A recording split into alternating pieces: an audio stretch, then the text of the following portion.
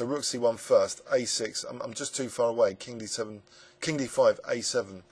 So unfortunately, yeah, the outside pass pawn's a killer. The a pawn proves to be a killer. So I could have tried to eliminate it earlier, more effectively. So here, queens, and he just plays bishop h2. So I can't even win the queen back. In fact, I thought what I thought was winning as well was even if I won the queen, he's got bishop b8 here. So, you know, so say this line. It's got bishop b8. So anyway, let's have a look at that in overview and summary. So it wasn't quite the way I would have liked it, how it carried on. So it was still an entertaining game, but it just shows that you know, these weaknesses can be punished. And you know, white's got a strong e4 square, and but yeah, the endgame had an opportunity there, an important opportunity to get rid of the outside passed a pawn. But here I really thought I was getting done in with these knights, and these knights were just fantastic in the centre. So I really didn't have much hope here. Knight e5 was probably not the best. Maybe something else is better, but it's pretty dire position. And so this endgame, crucial moments here to try and dissolve white's outside passed a pawn. So rook g5. Because it covers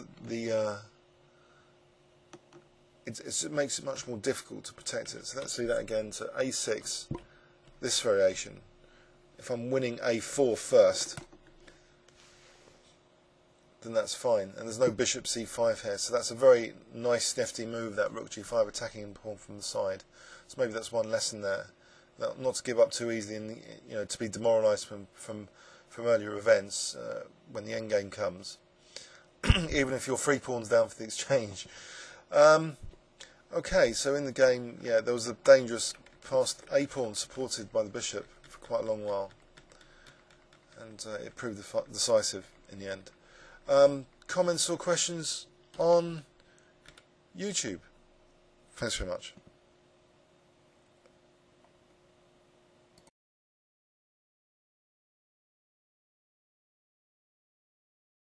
Okay, let's remind ourselves actually how Shirov did it, because I want to do 2 videos and I fell short actually of 13 minutes, so make 2 videos about 10 minutes each. We could quickly include the Shirov game. So this is Lok Van Weed against Shirov. So it was in the chorus tournament in January this year, 21st of January this year. So knight b6, bishop e7, now there's cheeky g5. So Lok Van Weed played d3, so we have g4, h5, and now h4. So a key difference already actually. Shirov, he's kept his bishop on c8 at home, so no need to worry about the b7 pawn. That's an important novelty. So if you're going to play this line, perhaps that's a good idea. Knight c4 was played. After hg, hg, black took on c4. Now this is already interesting, because my opponent was going on about the, you know, he was pleased this knight wasn't very good. So in the Shirov game, it had been exchanged off quite early. So that's another important subtlety, that you know, maybe white was over keen to share the d file. But I think white did have a lot of pressure in this game. Okay, but the key thing, the bishop is being kept at home. So knight d4, now knight b5. So white is potentially trying to, you know, get pressure on the diagonal and, you know, in the centre. So knight e6. It looks a little bit fragile, the position here. So these 2 pawns being protected by these 2 guys. But and it's strange, you know, white didn't want to exchange off queens. So Shirov was in great form in this tournament. Maybe exchanging queens was the more solid alternative. So here, rook d1, now bishop d7. It looks passive for black, though, having to play bishop d7 and c6, you know, facing that rook. So I think maybe, you know, white was better here. And white collects the dark squared bishop. So I don't know. This is a bit. Maybe this wasn't the best advert for this system. I mean, this position doesn't look that hot. But so knight d4. Well, why did white have to lose the exchange here? Maybe he could have retreated the rook. I want to briefly just look at this game. I'm sure it's been heavily annotated by other sources. But a key difference, as we've seen, is the bishop was left at home on c8. So anticipating maybe b4, b5 from white. So here, rook h5, and black had chances which he capitalised on. The game carried on, up to move 59. I'll quickly whiz through it. Just if you are interested, just I'll very quickly whiz through it.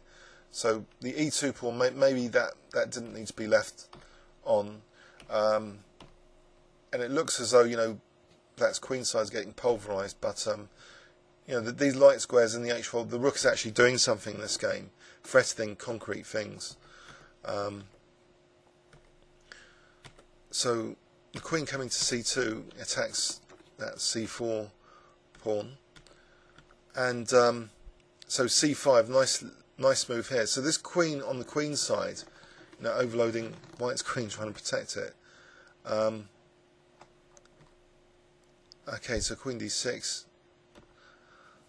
Oh, I think there was something missed here, something very tactical, like bishop d5, the idea of cd, queen takes d3, queen f3, follow.